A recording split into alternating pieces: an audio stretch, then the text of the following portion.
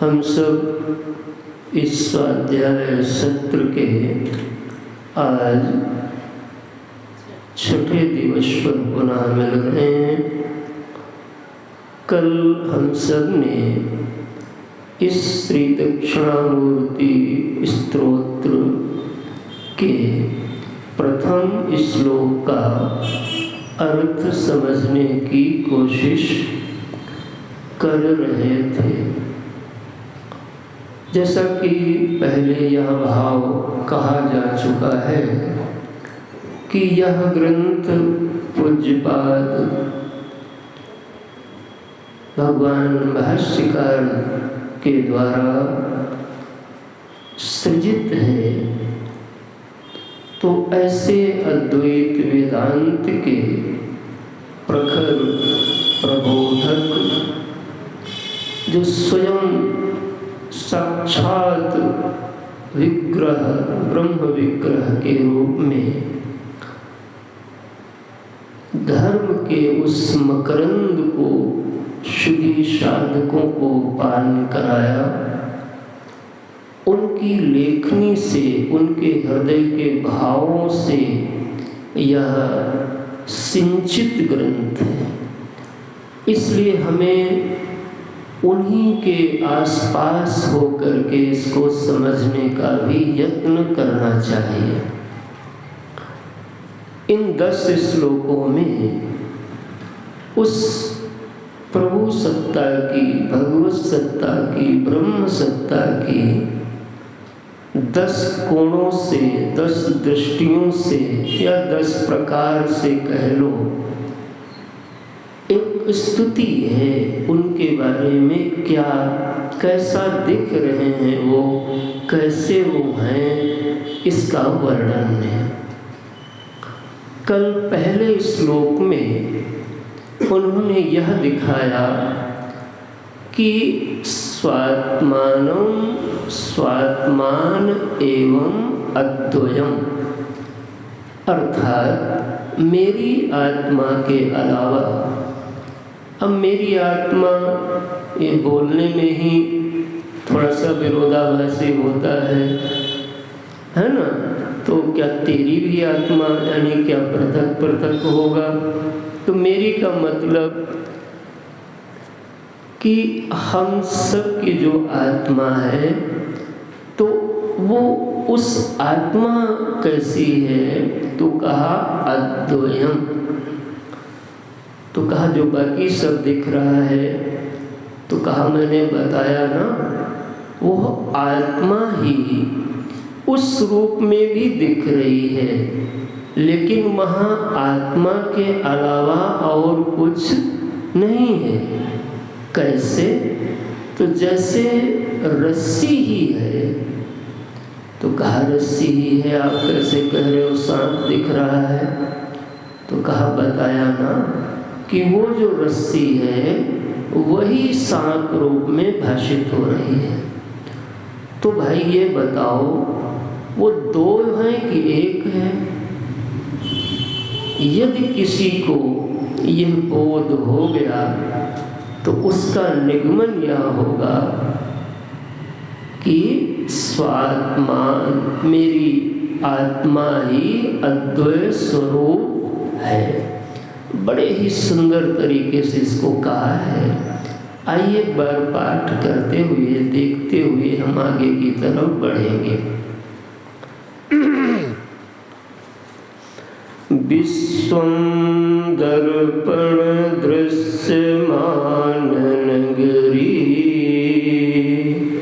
विश्वं दर्पण दृश्यमान नगरी, तुल्यं निजान्तर्गतं,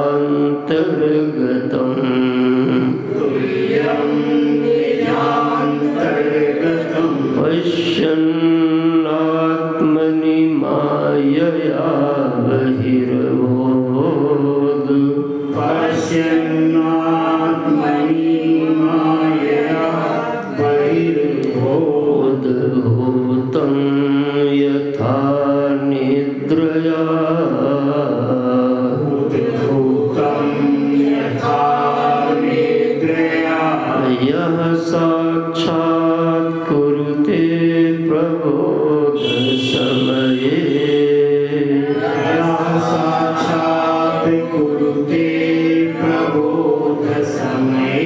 स्वात्मानमेवाद्वयम्,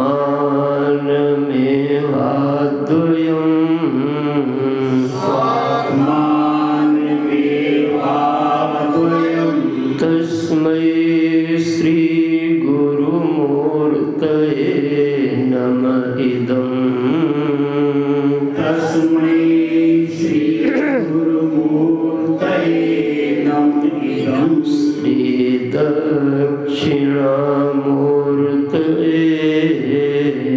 श्री दक्षिणामूर्तये।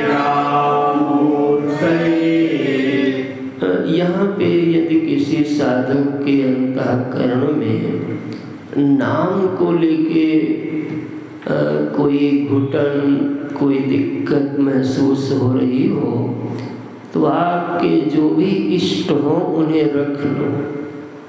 राधा, कृष्ण, राम, शिव, दुर्गा, गणेश, आत्मा, गुरुदेव, जो तुम्हें अच्छा लगे। अर्थ हमारा समझिएगा, नाम तुम स्वतंत्र हो, उन्हीं को देखिएगा, वही है और कोई नहीं है। एकम सद विप्रा बहुधा वदन्ति, एक ही सत्य है, ये बार बार सुनते हो। अब सुनने का समय नहीं है, अब वह अनुभव करने का समय है, देखने का समय है।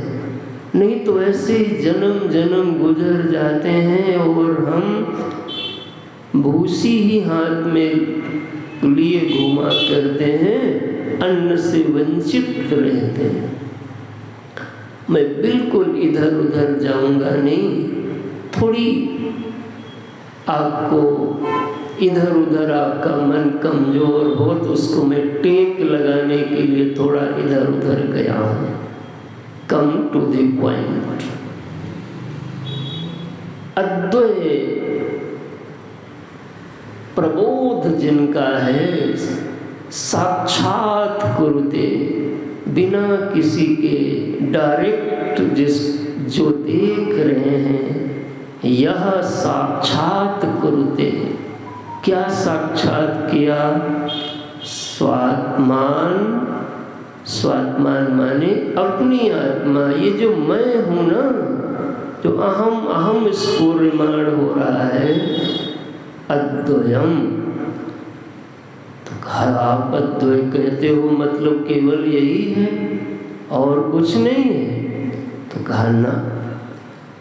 तो कहा कोई दृष्टांत? तो कहा दृष्टांत निद्रया, यथा निद्रया।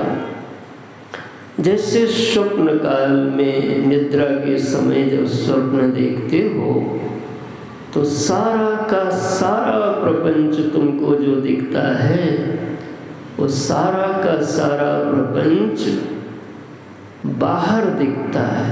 कब? निद्रा काल में। जंगल, घोड़ा, हाथी, पेड़ सब दिखता है और बाहर दिखता है। लेकिन जब जग जाते हो तब सब का सब कहाँ दिखता है? भीतर दिखता है। माया, यही माया है। वैसे ही जब तक तुम इस जागृत अवस्था में उस आत्म तत्व का, उस प्रभु तत्व का, उस कृष्ण तत्व का, उस राधिका तत्व का, उस राम तत्व का, उस मालिक साहब को, उन महबूब को, उन प्यारे को, उन दिलवर को, हमें नाम से कोई आपत्ति नहीं। जब तक तुम नहीं जानते हो तब तक ये सब प्रपंच तुमको बहिर्इव उद्भूतम यथा निद्रया। What is beauty? लेकिन प्रबोध समय, जैसे आपको प्रबोध होगा मालिक साहब का, तो आपको दिख जाएगा निजांतर्गतम। ओह, कैसे? तो कहा जैसे दर्पण दृश्यमान नगरी, सारी की सारी नगरी जैसे दर्पण में दिखती है, वैसे ही प्यारे या संपूर्ण प्रपंच निजांतर्गतम तुम्हारे अंदर दिखता है। प्रपंच का कोई नाम तो रख दो। अच्छा, नाम रख दूं? विश्व। कल मैंने बताया था विश्व क्या है? जगत प्लस संसार बराबर विश्व। ये सब का सब वहीं दिखता है। तो कहा ये तो मान लिया ना दिखता है, तो दो हो गए, ये हो गया और वो हो गया। अब देखो जब आप अच्छे से इन बातों को समझोगे और इसमें संसार की भाषा में क्या कहा जाए, PhD करोगे, हमारे अध्यात्म की भाषा में कहोगे कि दीर्घ सत्संग करोगे, श्रवण मनन निधिध्यासन और आचार्यवान पुरुषो वेदः। जब संप्रदायविद होकर के अध्ययन करोगे तब जो दर्शनों में भेद किंचित किंचित उपलब्ध होता है उसका हेतु आपको मिल जाएगा। कुछ दिन पहले हमने प्रमाणों की चर्चा किया था, तो अब चर्चा करने का मतलब होता है वो आपको तैयार होना चाहिए। हाँ, कैसे भाई बोलते हो? पुस्तकस्तु या विद्या परहस्तगतं धनम कार्यकाले समुत्पन्ने न स विद्या न तद्धनम। विद्या वही है जो आपके हृदय में, यही राधिका है। दिल के सिंहासन पे झलमल झलमल उनकी मधुरता के नूपुर, ये प्रवाह हो भक्ति का। मालिक साहब को जो जरूरत हो खट से स्मरण करा दें, यही है। तुम लोग हमको ले ही गए इधर उधर, ये ठीक नहीं है, सुनो। हाँ, वापस आओ। तो दर्पण दृश्यमान नगरी, क्या नाम रख दिया? विश्व। कहाँ? निजांतर्गतम। तो कहा मान लिया ना, दो हो गए, दिख रहा है तो है। कहा नो। कैसे? तो कल मैंने दृष्टांत देने की कोशिश की थी, यथा नीलिमावत। जैसे रज्जु सर्प तो खूब कल चर्चा हुई। आकाश आपने देखा है कभी? कितने लोगों ने आकाश देखा है? अच्छा, आकाश से कौन सी इंद्रिय है तुम्हारे पास जो निर्मित है सत्वगुण से, शुद्ध सत्वगुण से? कान। और देखते किस इंद्रिय से हो? हाँ? कोई कुछ और बता रहा था। तो कहाँ किस इंद्रिय से देखते हो? नेत्र से। नेत्र इंद्रिय किस महाभूत से बनी है? अग्नि से बनी। किस नंबर का महाभूत ये है?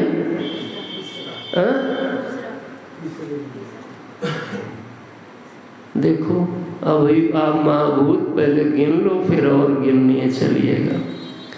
तो हम सब लोग 5 महाभूत मानते हैं, प्रायः 5 मानते हैं, कुछ 5 नहीं मानते। हमारे चार्वाक दर्शन के लोग 4 ही मानते हैं। वो कहते हैं पृथ्वी है, जल है, अग्नि है और वायु है। तो कहा आकाश दिखाओ।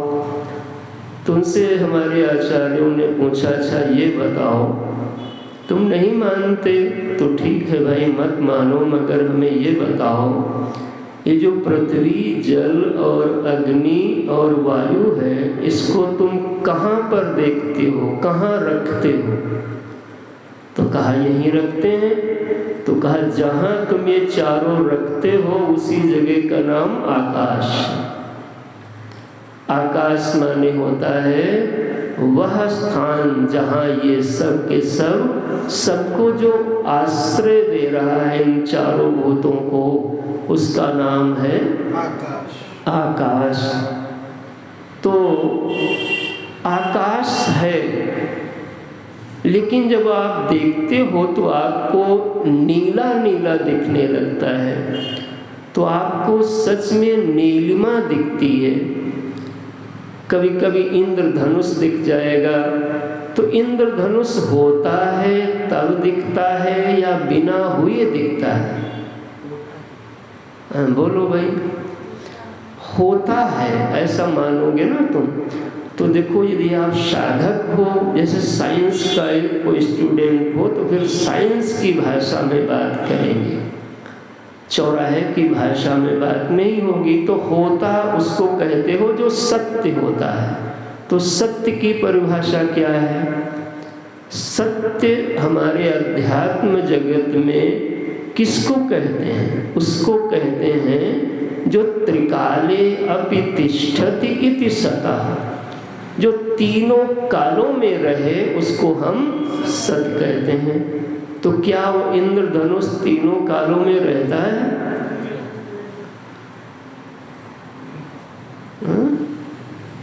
पहले नहीं था, बीच में कभी दिखता है फिर गायब हो जाता है। तो जो देखिए, हम विचारों को मनमर्जी से नहीं चला पाओगे, कोई निगमन फिर नहीं निकाल पाओगे। विचारों की एक प्रक्रिया है। तो नीलिमा जो वहां पर दिख रही है, वह नीलिमा दिख रही है, हमको भी आपको भी दिख रही है, लेकिन दरअसल वहां पर आकाश ही है। तो कहा आकाश और नीलिमा का क्या संबंध होगा? तो कहा आकाश से नीलिमा का जो संबंध है, वह संबंध अधिष्ठान अध्यस्त का संबंध होगा। अधिष्ठान अध्यस्त का संबंध यह कहता है कि अधिष्ठान ही विवर्त रूप में, अध्यस्त रूप में दिख जाता है। जैसे मिट्टी ही विवर्त रूप में, विवर्त कहते हैं माया के द्वारा, घट रूप में भाषित हो गई।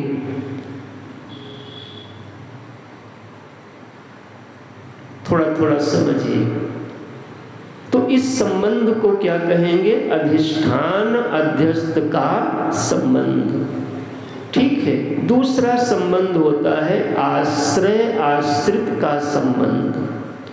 तो जो जल यदि आपने घट में रखा है, तो घट और जल का जो संबंध है वो आश्रय आश्रित का संबंध है। समझ में आया? अगर घट टूटा, तो अगर घट नष्ट हो गया तो जल नष्ट हो जाएगा, लेकिन घट नष्ट हो जाने से मिट्टी नष्ट हो जाएगी क्या? ये है बारीकी दोनों संबंधों में। क्लियर हुआ? आश्रय आश्रित का संबंध और अधिष्ठान अध्यस्त का संबंध। अधिष्ठान और अध्यस्त का संबंध की ब्यूटी यह है कि अध्यस्त ही, जो भाषित हो रहा है वो दरअसल अधिष्ठान ही भाषित हो रहा है। जो घट तुम्हें दिख रहा है उसके पोर पोर में मिट्टी ही दिख रही है, लेकिन तुम उसको घट जान रहे हो। जैसे नीलिमा के बाल बाल में, रोए रोए में आकाश दिख रहा है, लेकिन हम उसको, बोलो, ये वाली नीलिमा नहीं, वो वाली नीलिमा जान रहे हैं। है आकाश, लेकिन अच्छा कौन जान रहा है? उस मिट्टी को घट जान रहा है कि हमारी बुद्धि जान रही है? दिक्कत कहाँ है? समाधान किसको लेना है? घट को कि मिट्टी को? न मिट्टी को न घट को, समाधान हमारी बुद्धि को चाहिए। तो दो संबंध है। अद्वैत वेदांत का यह प्रौढ़ सिद्धांत है अधिष्ठान अध्यस्त का संबंध। तो अब मुझे बताओ, नीलिमा दिख रही है, अच्छा जो इंद्रधनुष दिख रहा है वो क्या है? वो भी आकाश ही है। वहाँ कभी कभी शंख दिख जाता है, कभी ओम दिख जाता है, कभी दुर्गा जी दिख जाती, कभी कभी चित्र विचित्र, लेकिन वो सब जो दिख रहा है वो कहाँ दिख रहा है? आकाश में दिख रहा है, निजांतर्गतम। वैसे ही आज मुझे लगता है बात साफ और हो गई होगी, कल मैं इस पर काफ़ी देर बात कर चुका हूँ।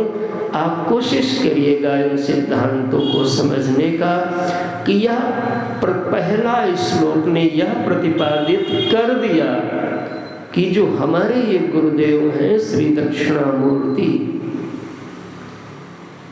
हमें यही शब्द प्रिय है, इसलिए हम यही बोलेंगे। आपको कोई दिक्कत हो तो अपने अपने दिल में रख लो, जिसको जो लगता हो। तो उनका यह स्वरूप है, वो अद्वैत स्वरूप है, और बाकी सारे प्रपंच को निजांतर्गत देख रहे हैं। वहाँ पर दो है नहीं, विभक्त रूप से दिख रहा है। साफ हो गई होगी बात? एक बार पाठ फिर कर लो। विश्वं दर्पण दृश्यमान नगरी, विश्वं दर्पण दृश्यमान नगरी, तुल्यं निजांतर्गतं, तुल्यं निजांतर्गतं, पश्यन्नात्मनि मायया बहिर्भूत्, पश्यन्नात्मनि मायया बहिर्भूत्, उद्भूतं यथा निद्रया, उद्भूतं यथा निद्रया, यः साक्षात् कुरुते प्रबोध समये, यः साक्षात् कुरुते प्रबोध समये, स्वात्मानमेवाद्वयम्, स्वात्मानमेवाद्वयम्, तस्मै श्री गुरुमूर्तये नमः इदम्, तस्मै श्री गुरुमूर्तये नमः इदम्, श्री दक्षिणामूर्तये, श्री दक्षिणामूर्तये। पुनः एक और भाव स्मरण कर लो। कब ये देखा कि अद्वैत स्वरूप हूँ? प्रबोध समय, यह साक्षात कुरुते प्रबोध समय। इसका मतलब क्या हुआ कि नीलिमा और आकाश ये दो नहीं हैं। वो इंद्रधनुष और जो चित्र विचित्र दिखता है वो दो नहीं है। ये आपने कब जाना? जब आकाश का प्रबोध हुआ।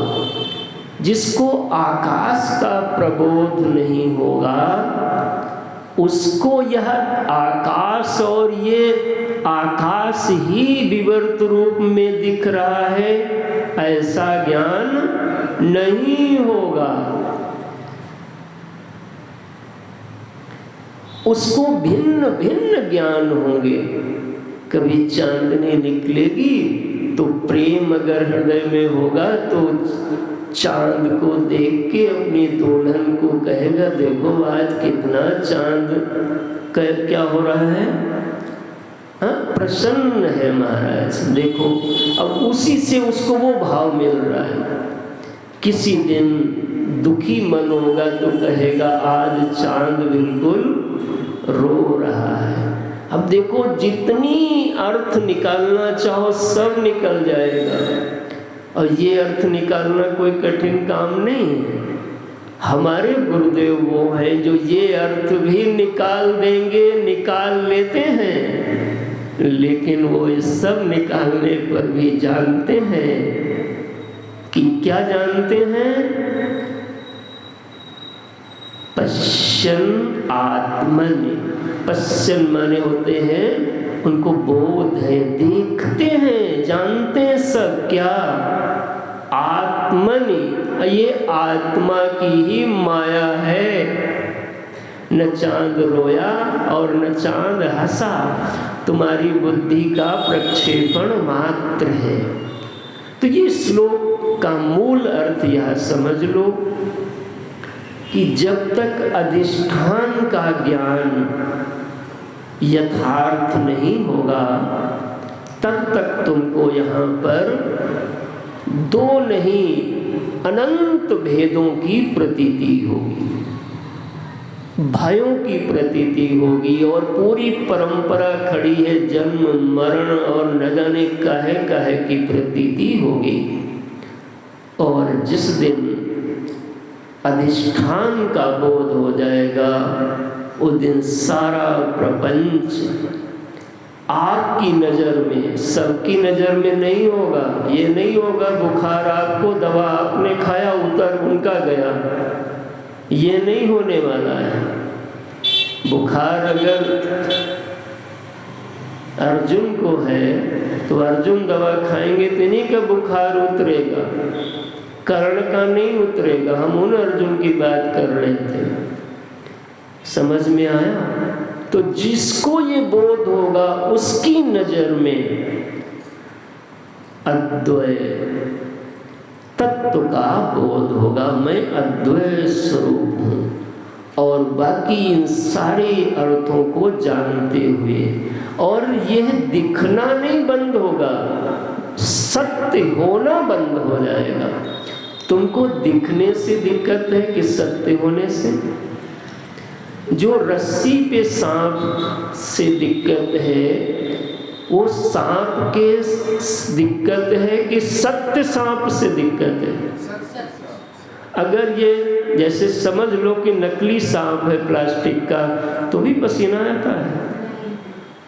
तो हमारे जो गुरुदेव जी हैं इन्होंने देख लिया कि जो सांप दिख रहा है नकली है बस इतना ही है, तो आनंद मंगल कर रहे हैं।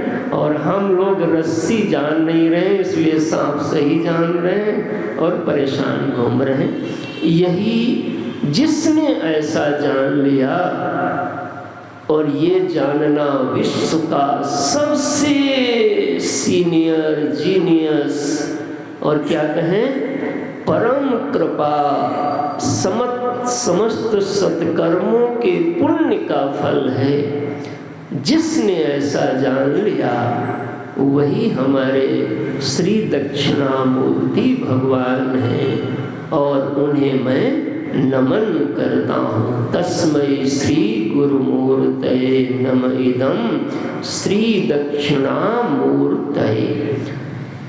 मन बढ़ने नहीं देता आगे, लेकिन अब हम बढ़ रहे हैं। दूसरा श्लोक देखिए, ये दूसरा श्लोक यह कथन करेगा कि यह जो अद्वैत स्वरूप है, अब मैं आशा करता हूँ मुझसे दोहरावन यानी दोबारा फिर हम वही प्रक्रिया को आपको न बताना हमें पड़े, आपके चेहरे से हमें दिखे कि आप समझ रहे हो और संभाल रहे हो। ऐसा नहीं वो जो गुरुदेव बार बार एक वाक्य बोलते थे वही हमें याद आ रहा है। वो कहते थे बाद बटे, अब वो बड़ा वैसा है तो उनको गुरुदेव की मुख से तो सब शोभा देता है तो जो भी बोल देते थे, तो ऐसा न करिएगा। बाद और पढ़ो क्या कहते हैं, पढ़ो। हाँ जी, फिर सचिव जी क्या कहते हैं, बोलो पूरा।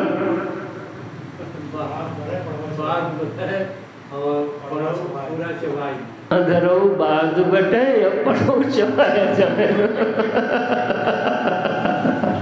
हे भगवान, तो ये हमारे मालिक साहब हैं जिनको हम भगवान कहते हैं। अब देखो दूसरे श्लोक में ये बताते हैं कि ये जो हमारे प्रभु हैं, भगवान हैं, श्री दक्षिणामूर्ति जी, जो मेरे गुरुदेव हैं, यही ये जो जगत, ये जो प्रपंच है, इसके यही बीज हैं। कैसे? देखो, बीजस्यान्तरिवाङ्कुरो जगदिदम्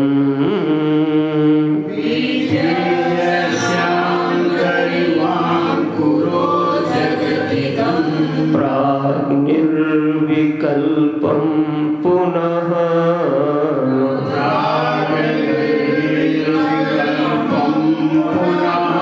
आप सब एक साथ बोलिए, बीजस्यान्तरिवाङ्कुरो जगदिदम्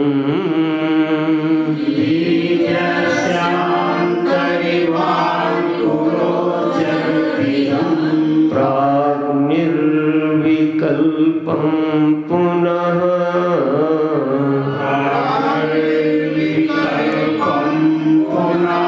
माया कल्पित देश काल कलना।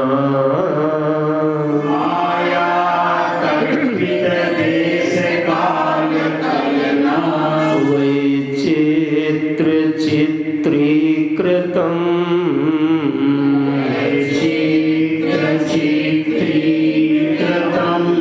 मायावीव वृजं भ्यत्यपि।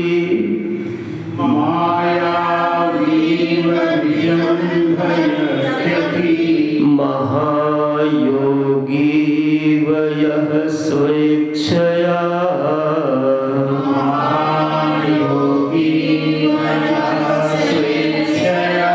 मायावीव वृजं भ्यत्यपि।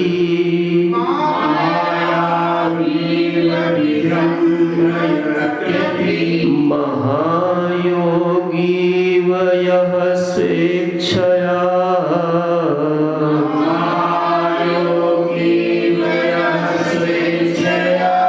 तस्मै श्री गुरुमूर्तये नमः। इदं श्री दक्षिणामूर्तये।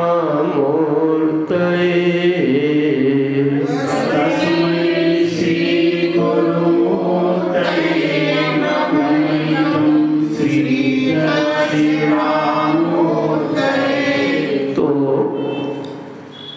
ये बीज भी हैं यही। कौन? वो जो हमारे गुरुदेव हैं दक्षिणामूर्ति, अद्वैत स्वरूप जो हैं, वही बीज हैं। किसके बीज हैं? गेहूं के। तो कहा गेहूं और चना अगर हम गिनाएंगे तो इतनी चीजें दुनिया में हैं, गिनाते गिनाते जीवन हो जाएगा। तो कहा कोई महाराज ऐसा नाम बता दो जिसमें सब समझ जाएं। तो कहा ये जो हमारे गुरुदेव हैं, ये बीज हैं। किसके? विश्व के। यही विश्व के बीज हैं। बीज माने होता है वह कारण जिससे कार्य जन्मता है, उसको बीज कहते हैं। बहुत और भी बातें होती हैं, लेकिन मैं यहाँ पर चूंकि ग्रंथ को ठीक से आगे बढ़ाना है, तो जितना उचित मति को लग रहा है उतनी ही बात लाने की कोशिश होगी। तो ये विश्व रूपी जो वृक्ष है, इसके बीज हैं। इसको लिख लीजिए हृदय पर, अच्छे से धारण कर लीजिए। अच्छा महाराज, बीजस्यान्तरिवाङ्कुरो, और जो बीज होता है तो महाराज अंकुर किस में होगा? बीज में ही होता है। एकाकी नारमती पुराण कहेंगी, तब उन्होंने संकल्प कर लिया, एको हम बहुत श्यामा। और राधिका जी के बिना हमारा मन नहीं लगेगा। और सिया जी जब बन के आई तो बड़ा सीरियस रही, तो उस बार चेंज कर लिया था, भाई थोड़ा कुछ चेंजिंग भी तो होनी चाहिए। और पार्वती जब बन के आती तो बिल्कुल उस समय तो शिष्या भाव में आ जाती, तो पढ़ाई लिखाई की बात होती रहती। तो कभी पढ़ाई लिखाई की बात, सीता जी बन के आई तो परिवार की बात, तो बाकी बातें भी तो होनी चाहिए। थोड़ा सा बंसी अंसी वाली कब होगी? तो देखो तो ये बीज है मालिक साहब, हमारे विश्व बीज है, सब इन्हीं से प्रकट होता है। बीज शांतरी, ये बीज के अंतर ही अंकुर रहता है। किसका अंकुर? जिसको तुम जगत कहते हो, जगदिदम इदम इदम करके जिसको भी बोल सकते हो। तो इदम कहाँ से शुरू करोगे? तो कहा पड़ोसी से। तो पड़ोसी से इदम न शुरू करो, पड़ोसी तो बहुत दूर है। सबसे पहले तुम्हारे सबसे पास में वो कौन चीज है जिसको तुम इदम बोल सकते हो? सोच लो। अरे शरीर तो बहुत दूर है। बाबा, कौन से बाबा इनका नाम रखें? अमरनाथ बाबा, ये ठीक है। बोलो अमरनाथ बाबा की। आजकल तो ये भी दिख रही हैं। कहाँ से घूम के आ गई भाई? सब साधक लोग बड़े दूर दूर भ्रमण करते रहते हैं। प्रपन्न पारिजाताय। तो देखिए आप, अंकुर है, अंकुर बीज में होता है। जग इदम, इस पे खूब चिंतन करना। सबसे इदम का तत्व ये अहम में ही मिलेगा। ये वो रमण महर्षि का उपदेश सार खूब बचाए हो ना। उन्होंने कहा था नष्ट मानसो उत्कृष्ट योगिना। ये जो नष्ट मन की बात कही थी, ये इसी अहम को मरने की बात है। मरने का मतलब होता है उसके सार को समझ लेना, खोखला हो जाएगा। जैसे आपने उस नीलिमा के सार को समझा तो क्या हो गई? अरे डरती हो क्या? बोलो ना, मर गई, खोखली हो गई। और वो आपने रस्सी के सार को समझा तो कौन मरा? सांप मर गया। तो ऐसे ये जो महाविश्व है, इसके सार को समझ लो। सिट डाउन, मस्त रहो। क्या मस्त जो है हमारे आचार्य ने एक ग्रंथ दिया, अमृत ऐसा, पीते जाओ, हिला हिला के पियो महाराज, गाढ़ा गाढ़ा दही डाल के। वाह, जगदिदम। तो कहा उससे पहले, तो कहा उससे पहले निर्विकल्पम पुनः। कैसे पैदा हुआ? तो कहा माया कल्पित। ये माया के बिना काम नहीं चलेगा। माया माने अब लगा लीजिए सबको, जो उसको जिसको लगाना हो। हमारे गोस्वामी पाद जी ने जब सीताम्बा की प्रार्थना किया तो वहाँ पर जो गोस्वामी जी तो बहुत मर्यादा और भक्त, उत्कृष्ट भक्त हैं, शिरोमणि हैं, तो बड़े चालाक भी हैं। तो उन्होंने जो माया के दो रूप हैं, वो दो में से एक को उस समय बिल्कुल याद नहीं किया, क्योंकि माँ आ रही है तो निकाल दिया। केवल एक दृष्टि से देखा, कौन वाली? जो कृपामयी है, और लिख दिया उद्भव स्थिति संहार कारिणी क्लेश हारिणी। बस नहीं, कष्ट तो तुम्हारा हर ही लेंगी, सर्वश्रेयस करीम। दुनिया की जो सबसे कीमती चीज है वो है मालिक साहब, उनसे तुमको मिलवा देगी।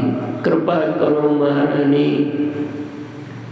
गिरधर का लाला से दर्शन करा तो ये वही है करीम, सर्वश्रेयस करीम। क्या नाम है? कैसे है भाई पूरा? उद्भव स्थिति संहार कारणीम क्लेश हारिणीम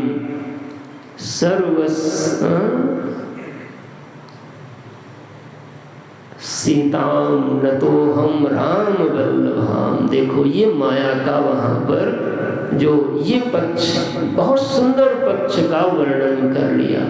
यहाँ पर कहा माया कल्पित देश काल कलना, उन्हीं माया से यह जो देश आहा काल इसी में कल्पित हुआ, वैचित्र चित्रीकृतम। ओहो, ये दो चीजों में पूरा उस दक्षिणामूर्ति अद्वैत तत्व को, इस संपूर्ण विश्व प्रपंच का बीज और उसके प्रक्रिया को बता दिया।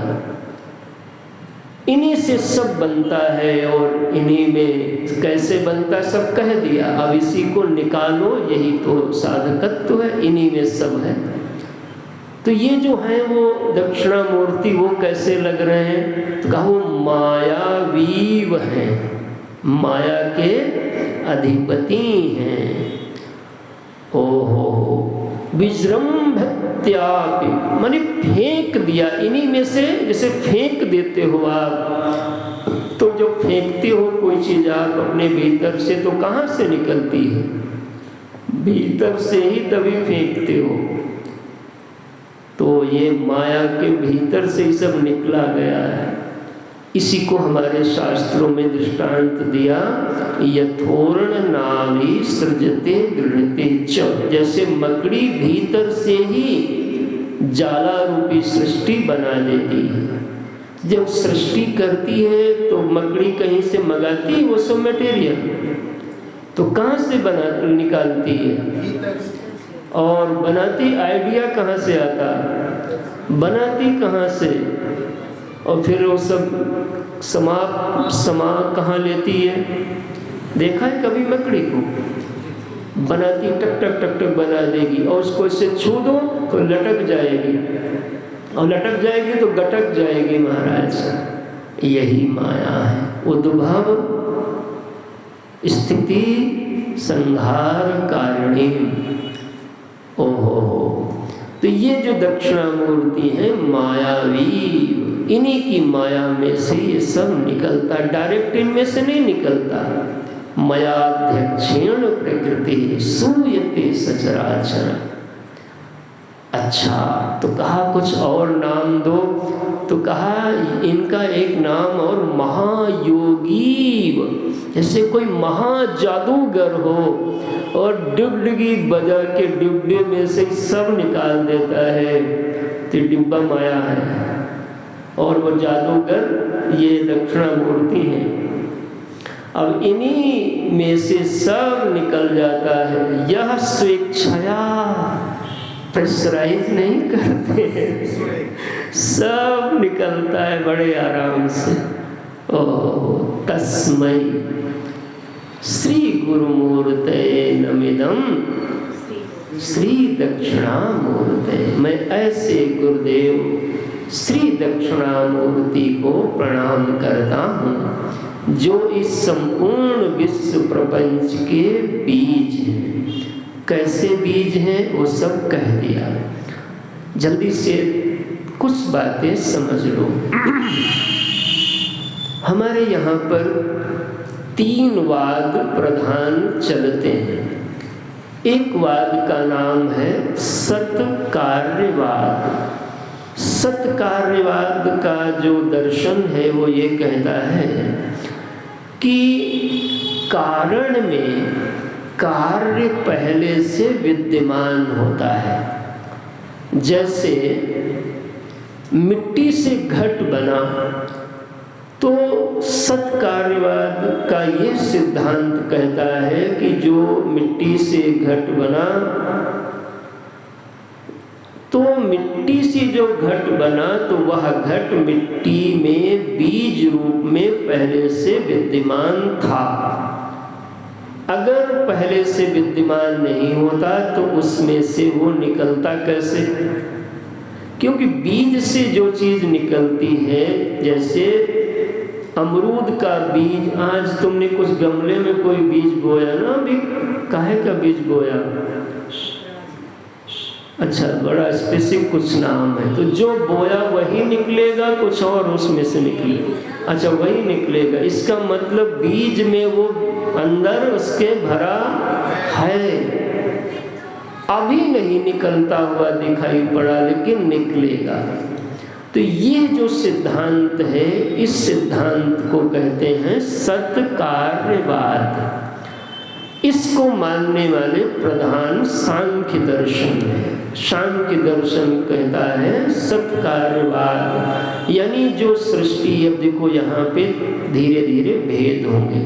कभी एक बार दर्शन पर स्वाध्याय रखो तो सारे दर्शनों पर चर्चा हो थोड़ी थोड़ी, तो समझ बढ़ेगी तब आपकी। दूसरा सिद्धांत है, वो कहता है असत कार्यवाद। असत कार्यवाद ये कहता है कि कारण में कार्य पहले से विद्यमान नहीं होता है। इसको मानने वाले न्याय और वैशेषिक यानी गौतम और कणादि ऋषि हैं, और सांख्य को मानने वाले कपिल ऋषि। देखो ऋषियों में भी भेद हैं इतने इतने। जब अध्ययन करोगे साधक बन के तो बड़ा मजा आएगा, और तभी आप फिर समझ पाओगे चीज़ों को। कण कण में भगवान हैं, ये झूठ थोड़ा ना है, लेकिन ऐसे तो नहीं दिखते। ऐसे तो माँ नहीं दिखती हो, माँ बनने की दृष्टि हो तो माँ दिख जाए। तो ये यहाँ पर दो बात हमने आपको चर्चा किया, सत्कार्यवाद और असत्कार्यवाद। असत्कार्यवाद का ये लबोलबाब कथन है कि ये है कुछ भी इसमें से बन जाता है, ऐसा उनका मत है, लेकिन कारण चाहिए, बिना कारण के नहीं बनेगा। अच्छा, और सत्कार्यवाद ये कहता है भाई कारण में होगा तभी कार्य में आएगा। तो आप कहोगे महाराज अपना वेदांत दर्शन क्या कहता है, जिसको हम आप समझ रहे हैं।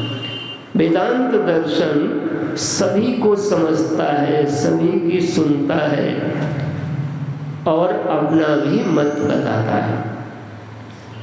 वेदांत का मत ये है, वो कहता है हमारा जो वाद है उसका नाम है विवर्तवाद। विवर्तवाद का अर्थ होता है कि जाकी रही भावना जैसी, प्रभु मूरत देखी तिन तैसी। कैसी है ये हम नहीं बता सकते, वो कैसे हैं ये हम नहीं बता सकते। टेढ़े हैं, काले हैं, कि कृपालु हैं, कि क्रूर हैं। शकुनी अगर देखने वाला होगा तो कुटिल दिखाई पड़ेंगे, और अगर हमारा मनसुखा देखने वाला होगा तो कहेगा बहुत सरल है। अगर ब्रज वनिताएं देखने वाली हैं तो बहुत प्यारे दिखाई पड़ेंगे, हाँ? और अगर सूर्पणखा देखने वाली है तो बच गए, बाप रे बाप, मरवा डाला था, बहुत कठोर। तो कैसे है ये आप बताओ? तो कहा ये हमसे क्यों परेशान कर रहे हो, देखने वाला कौन है? ये हमारा मत है, इसका नाम है विवर्तवाद। वो कहता है प्रभु तो वही हैं और तुम जैसा उनको देखना चाहो वो विविध रूपों में भाषित हो जाते हैं। ऐसा कोई विश्व का धर्म नहीं है जो सनातन धर्म के, अरे कमर तक तो बहुत ऊंचाई है यार, घुटनों तक भी नहीं पहुंच पाएगा। अब थोड़ा याद आ रहा है विनोद तो सुना देता हूँ। कहते हैं एक बार रावण के विषय में कथा आती है कि एक बार सब भगवान शंकर जी कैलाश पे थे तो गण लोग तेल लगा रहे थे, मालिश कर रहे थे अपने गुरुदेव की। सेवा एवा तुम लोग तो करते नहीं हो तो कहाँ से ज्ञान हो। तो धूप में बिठा के और सरसों का तेल बढ़िया मालिश कर रहे थे। और शंकर जी मतलब हमेशा थोड़ा ना वो उसी मूड में रहते हैं, कभी कभी तो योग व्यायाम की दृष्टि से भी। तो नीचे हाथ तलवे में सब रगड़ रहे थे। इतने में रगड़ते रगड़ते घुटने जैसे तलवे में रगड़ रहे थे, अचानक धरती हिली। तो बाबा ने कहा भाई का भयो। तो तत्काल इंफॉर्मेशन जो सूचना तंत्र का गण था उसने देखा, विश्व में तत्काल गूगल किया, देखा क्या हुआ, कहीं मार तो नहीं दिया, मोदी जी ने कुछ दगागा तो नहीं दिया। तो तत्काल उसने देखा, कहा अरे बाबा वो रावण का जन्म हुआ। अच्छा कहा ठीक। इतने में तेल कहाँ अभी लगा रहे थे सब गण लोग, तलवे में। थोड़ा सा ऊपर बढ़े तलवे के, इतनी देर में फिर कुछ हलचल हुई। पूछा अब क्या हुआ, का खत्म हो गया। कितनी चतुर्युगी बताते हो, 28 चतुर्युगी कि 24 चतुर्युगी। इतनी काल, उन महाकाल में उतनी ही देर हुई जितनी देर में यहाँ से यहाँ तक तुम तेल लगाओगे। ये विनोद की भाषा में समझने का सूत्र है। हम कुछ बिना गवाए, गवाए मतलब गवाए नहीं, गवाए बात करेंगे आज, क्योंकि समय कम है। और समय तो घड़ी तो बता रही 7 बज गए, अभी तो हम कुछ बोल ही नहीं पाए आज। तो ये तीसरा वाद है, इसका नाम है विवर्तवाद। वही एक तत्व अगर बुद्धि में रज्जु का सर्प का संस्कार है तो सर्प दिख जाएगी, भूछिद्र का संस्कार है तो भूछिद्र दिख जाएगा, दंड का संस्कार है तो दंड दिख जाएगा, माला का संस्कार है तो माला दिख जाएगा, और अगर भैया रुपट्टा का संस्कार है तो रुपट्टा दिख सकता है वहाँ एक ही चीज। लेकिन दिखेगा क्या, यह उस पर निर्भर नहीं करता है, यह देखने वाले पर निर्भर करता है। ये हमारा वाद है, यानी विचार है। जो सांख्य दर्शन ने कहा था कार्य कारण में होता है तभी कारण से निकलता है। ये जब आप थोड़ा विचार करोगे तो बिल्कुल ठीक लगेगा, लेकिन जब अधिक विचार करोगे तो इसका जो कमजोर अंश है वो दिख जाएगा। इस प्रक्रिया से विचार करोगे तो हम पूछेंगे सबसे पहले कारण में कार्य का अंश कब आया, ये बताओ। इसी को लेके प्रश्न बनते हैं, मुर्गी पहले हुई कि अंडा? तुम तो बता दोगे ना भाई, नहीं बता सकते? अच्छा, बीज पहले बना कि वृक्ष? ये वही उसी से निकलता हुआ है। अब आप फंस गए ना, देखो। तो अब हमारे मत की तुम्हें थोड़ी, ये मैं नहीं कह रहा हूँ मेरा मत इसलिए महान, वैसे है तो ठीक, खुद भी इसको समझो और जियो। तो ये 3 यहाँ पर मत समझ में आते हैं। इनमें यहाँ पर ये कहा गया है कि यह जो विश्व, पहले क्या बताया, अद्वय रूप में जो अनुभव करते हैं उन दक्षिणामूर्ति भगवान को मैं प्रणाम करता हूँ। और दूसरे श्लोक में यह कहा कि जो विश्व बीज के भी रूप में है उनको मैं प्रणाम करता हूँ। किस तरीके के बीज हैं वो? न सत्कार्यवाद है न असत्कार्यवाद है, बल्कि विवर्तवाद के रूप में, कारण रूप में हमारे प्रभु हैं।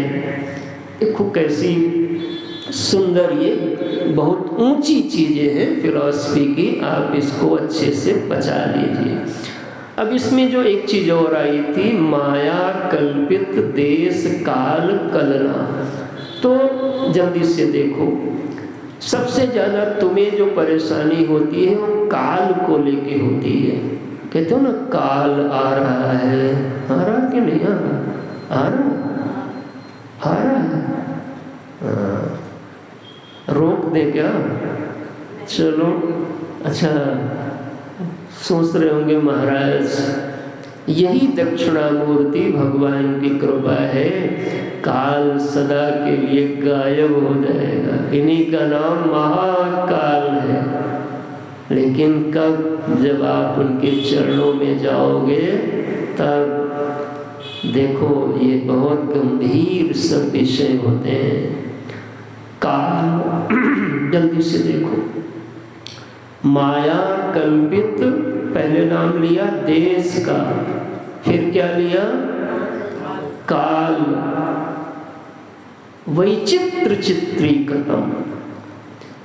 थोड़ा सा काल के ऊपर देखो, आपकी उम्र कितनी हो गई सबको पता होगा।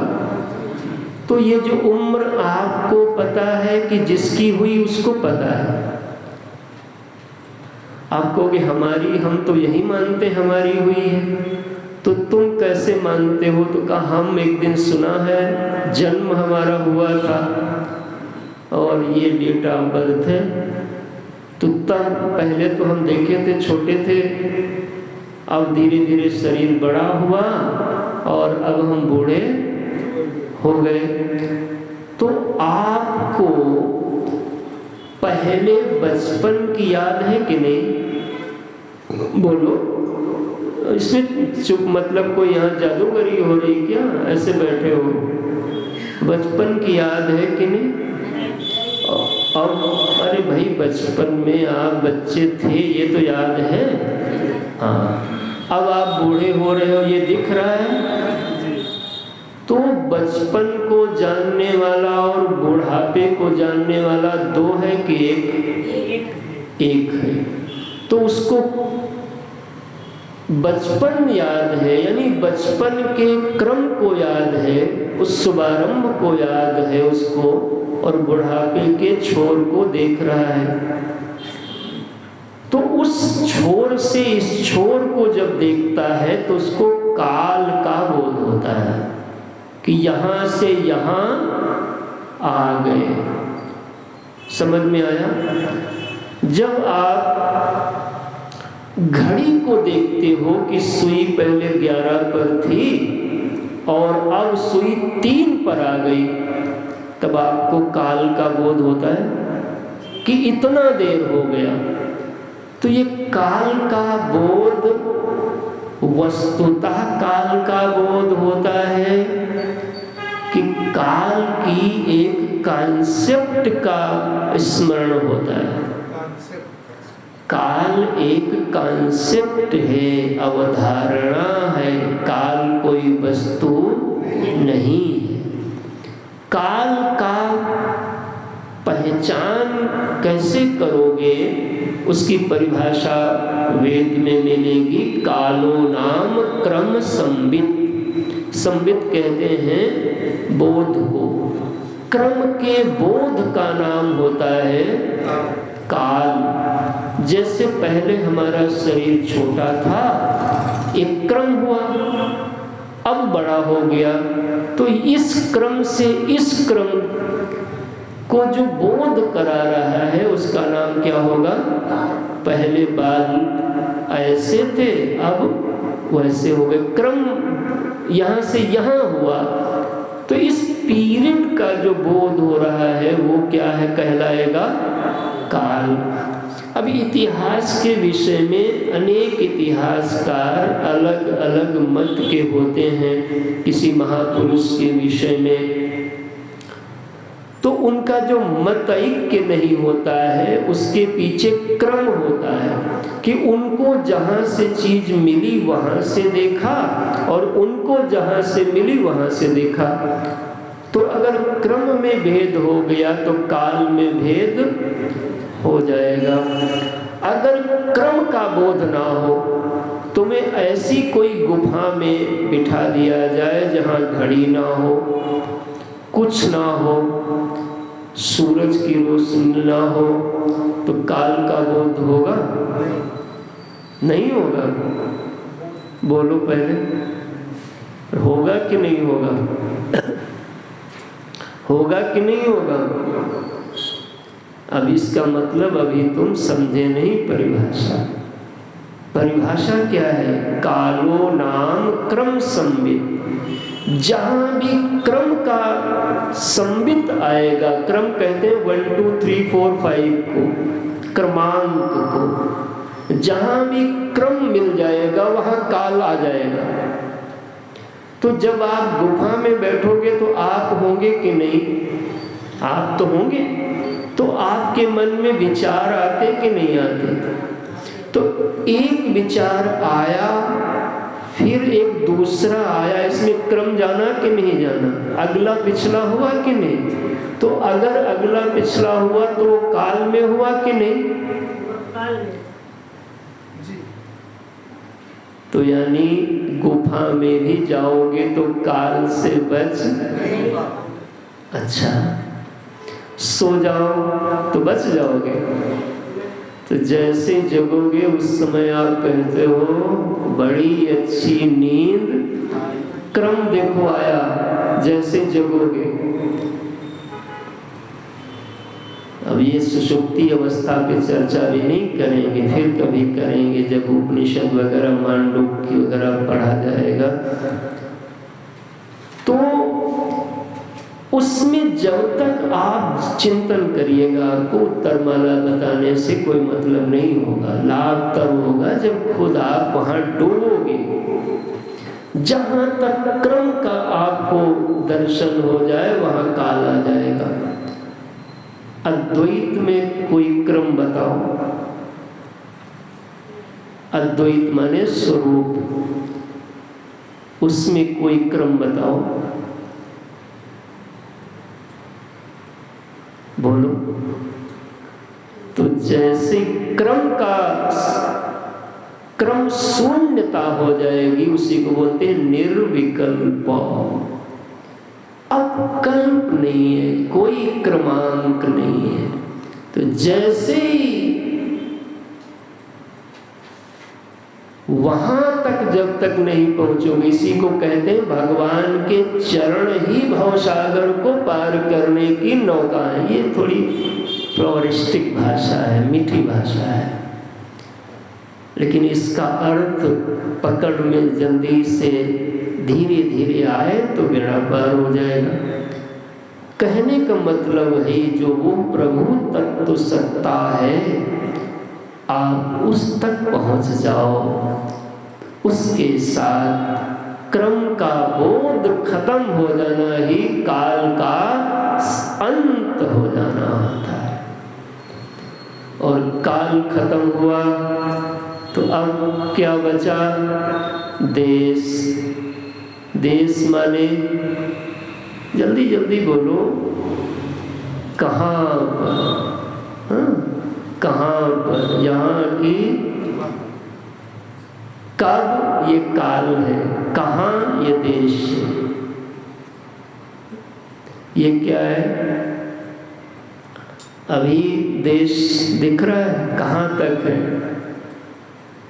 क्या ऐसे से कुछ तो बोलो। नहीं बोलोगे। दिन में देश है कि नहीं? कहाँ तक? जहाँ तक दिखता है। छत पे खड़े हो जाओ, खूब देखो, जहाज से जाओ जहाँ तक, तो जहाँ तक तो क्या दिखता है? उजाला, प्रकाश। जहाँ तक प्रकाश आप देख सकते हो वो सब का सब क्या है? प्रकाश निकाल लो तो क्या बचेगा? अंधकार। तो जहां तक अंधकार है वो क्या है? वो भी क्या है? देश। जहां पर न प्रकाश हो न अंधकार हो, वो अदेश। जहां पर क्रम ना हो वो अकाल है। जहां तक क्रम हो वो काल है, और जहां पे क्रम ना हो वो अकाल है।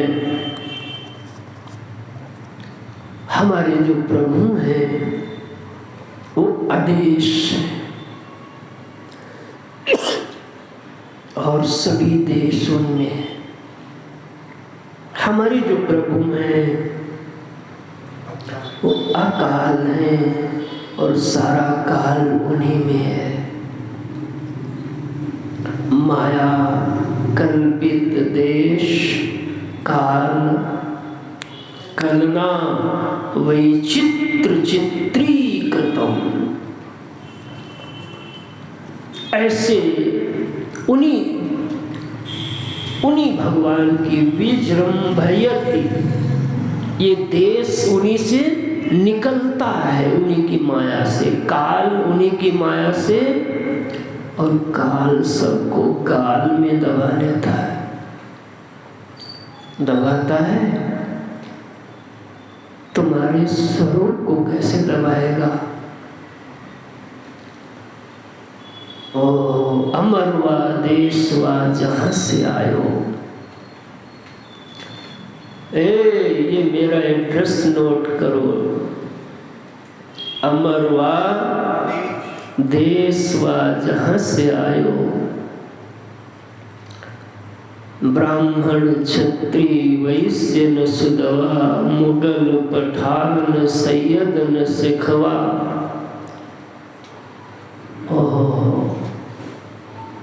काल कर्म ना कोई देशवा। तस्मै नमः। वही हो के उन्हीं को प्रणाम है। कैसा सुंदर है। तो ऐसे जो हमारे दक्षिणामूर्ति भगवान हैं, उनको मैं प्रणाम करता हूँ। जल्दी से तीसरा श्लोक देखो। यस्यैव स्फुरणं सदात्मकं,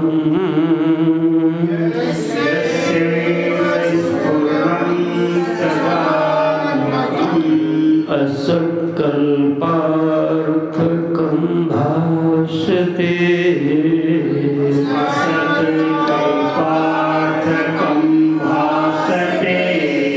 साक्षात् तत्त्वशीति वेदवचसा।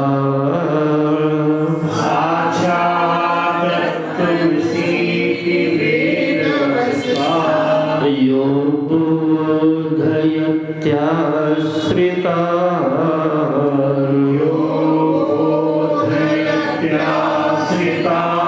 यत् साक्षात् करणाद् भवेन्न।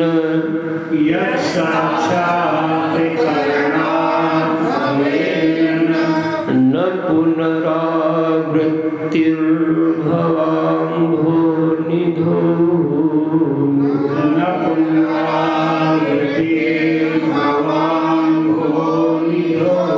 तस्मै श्री गुरुमूर्तये नमः इदम्।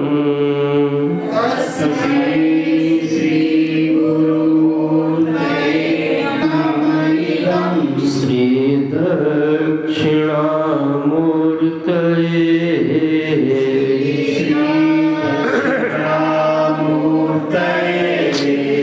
यह तृतीय स्तुति का पुष्प इस बात को बता रहा है, गौर फरमाए, कि जो तुम्हें सांप सत्य दिख रहा था, उस सांप की सत्यत्व में सांप को जो सत्ता मिली हुई थी वह हमारी रस्सी की सत्ता से सत्तान्वित दिख रहा था। यह जो विश्व प्रपंच तुम्हें दिख रहा है वह विश्व प्रपंच मिथ्या होने पर भी सत्यवत जो दिख रहा है, यस्यैव स्फुरणम, उन्हीं की स्फुरणा से सदात्मकम, जो सदा आत्मस्वरूप चेतन स्वरूप है, और यह जगत जो असत है वो सत दिख रहा है, भासते। वही कभी कभी अपने आश्रितों पर द्रवित हो जाते हैं, तब वही साक्षात तत्व जो ब्रह्म तत्व भगवत तत्व जो भी बोलना हो, वही तत्व वही अद्वैत स्वरूप वेद वाणी का प्रबोध का बोध यत्याश्रितान, अपने आश्रितों को बोध कराने के लिए यह साक्षात करणान भवे, साक्षात गुरु रूप विग्रह धारण कर लेते हैं, जैसे अर्जुन के ऊपर कृपा किया। और उस उपदेश से फिर न पुनरावर्ति भवाम्भो निधौ, इस भवसागर के अम्बुद में सागर में फिर उसका गमन नहीं होता। ये तीसरा श्लोक उन भगवान अद्वैत स्वरूप के गुरु रूप की जो अवतरण लीला है उसकी वंदना है। हमारे राम जी की वंदना जब पूज्यपाद गोस्वामी जी करते हैं तो कैसे करते हैं? रामायण में वर्णन जब परिचय दिया तो माता को तो बताया उद्भव स्थिति संहार कारिणी, राम जी का कैसे किया? तो वहां पे क्या लिखा? यत्सत्वाद अमृतैव भांति शकलम रज्जो यथार्हिर्भ्रमः, ऐसे श्लोक है ना। यानी जिनकी कृपा से ये जो सदात्मकम असत्कल्पार्थकम भासते, जो भाषित हो रहा है वो है नहीं, इन्हीं की सत्ता से वैसा भाषित हो जा रहा है। मैं उन राम को प्रणाम करता हूं। यही वो तत्व है जिनसे नाना प्रकार के, मैं किसकी बात करूं, जो सब देव देवियां प्रगटती हैं इसी तत्व से प्रगटती हैं। हाँ, इस सब जब प्रगटन की बात आएगी तब इन्हीं से सब प्रगटेगा। और जब मूल में अद्वैत स्वरूप आएगा तब सब इसी में, ये पूरी प्रक्रिया का ज्ञान आपको होना चाहिए। गोस्वामी जी ने मानस में कुछ चौपाइयाँ बड़ी छुपा के लिख दिया सिद्धांत की। उसमें चौपाई लिख दिया, अरे भगवान भाष्यकार ने भी तो हमारे व्यास जी ने उसको लिखा, यम ब्रह्मा वरुणेन्द्र रुद्र मरुतः स्तुवन्ति स्तवै। देखो वेदै सांगपदोक्रमोपनिषदै गायन्ति यम सामगा ध्यानावस्थित तद्गतेन मनसा पश्यन्ति यम योगिनो, ये महायोगिनो मिला लीजिए, तस्मै, हाँ तस्मै, उनको मैं नमन करता हूं, उनको मैं नमन करता हूं। उपजई जासु, ये देखिए ये तत्व का दर्शन है। उपजई जासु अंश तेना, उपजई जासु अंश तेना, शंभु विरंची विष्णु भगवान, उपजई जासु अंश तेना, शंभु विरंची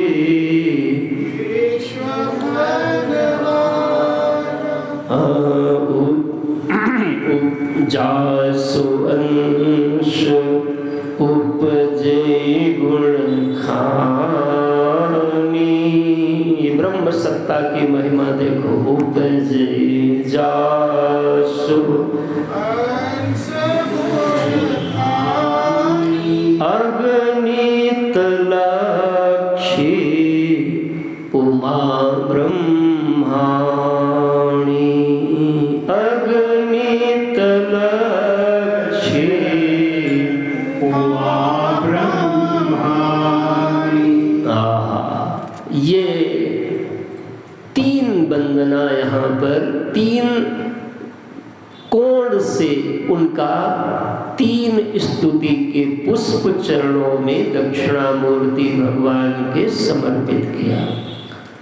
पहला पुष्प वह अद्वैत स्वरूप है,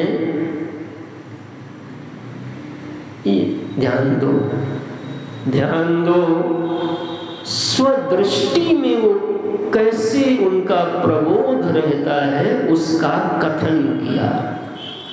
स्वदृष्टि में, निज दृष्टि में वो अपने को क्या देखते हैं, अद्वैत स्वरूप को बताया। और प्रपंच को किस दृष्टि से देखते हैं ये बताया। रज्जु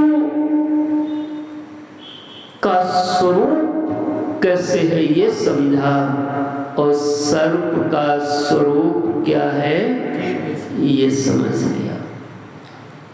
रज्जु सत है और सर्प मिथ्या है, असत नहीं बोलेंगे। आकाश सत है, नीलिमा मिथ्या है। पकड़ में आया। ये पहले श्लोक का पुष्प चढ़ाया। ये तुम्हारे दिल में सिद्धांत जब पच जाएंगे तो तुम उस मरण के, मौत को मार के अमर हो जाओगे रे, नहीं तो फिर तो आगे क्या बोलेंगे। दूसरा श्लोक ये बताया, क्या बताया कि यह संपूर्ण जो विश्व प्रपंच है उसका यही बीज है। उसके विषय में तीन धारणाएं, तीन मत समाज में प्रधानतः प्रचलित हैं। सत्कार्यवाद, असत्कार्यवाद, दोनों में, दोनों की कहाँ कहाँ बारीकियां हैं उन बातों को समझो। और अद्वैत भगवान व्यास का जो मत है, जो उन्होंने भागवत जी बनाया, ब्रह्मसूत्र बनाया, उन भगवान व्यास का मत है विवर्तवाद। जाकी रही ये मत है। कैसे हैं हम ये नहीं बता सकते। तभी भगवान शंकर ने कहा था इद इत्थम कही जाए। अच्छा बताओ वो लोभी नहीं है? तो कहा हम कब मना करते हैं कि नहीं, वो सब है और कुछ नहीं है। यही ये हमारी ब्यूटी है। तुम क्या देखना चाहते हो? सच्ची बात तो ये है तुम कैसे हो, हम वैसे ही हैं। हमारे भगवान वैसे ही हैं जैसे भगत आते हैं। सरल के सामने सरल और कुटिल के सामने क्या कहा जाए, समझ लो बस। ये है हमारे प्रभु। ये दर्शन का जरा आनंद लीजिए। और तीसरा पुष्प चरणों में रख दिया। ये वो पुष्प है जो मुरझाते नहीं, इनकी सुगंध कभी धीमी नहीं पड़ेगी। जब जब इनको सूंघोगे तो तुम्हें अमरता का वो टॉनिक मिल जाएगा, वो अमृत की बूंदें मिलेंगी जो तुम्हें अमर तो तुम हो, मरण के भय से मुक्त कर देंगी यार। वो है कि यही अद्वैत तत्व भगवान कहते हैं ना गीता में कि अनन्यास चिंतयन्तो माम ये जना पर्युपासते तेषां नित्य युक्तानां योगक्षेमं वहाम्यहम्।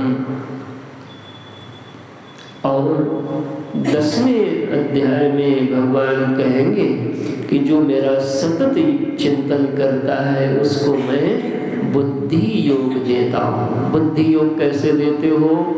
गुरु रूप में आता हूँ। तो कहा आप आते हो? हम समझ रहे थे वो आदमी था वहाँ पे कोई। तो कहा भाई स्वतंत्रता है, कुछ भी कोई समझे। हम तो कुकर के भी सूकर के भी रूप में हैं, बरगद के। ये सनातन धर्म है जो नाग में भी प्रभु का दर्शन करता है, कच्छप में भी, मत्स्य में भी। और यही ऐसे भी लोग हैं जो भगवान में भी भगवान नहीं देख पाते। आज 6ठम दिवस यहीं पे विश्राम लेता है। एकादशी तक ये सत्र हम लोग इसको पूरा करने की कोशिश होगी। ओम पूर्णमदः पूर्णमिदं पूर्णात् पूर्णमुदच्यते पूर्णस्य पूर्णमादाय पूर्णमेवावशिष्यते। ओम शांति शांति शांति।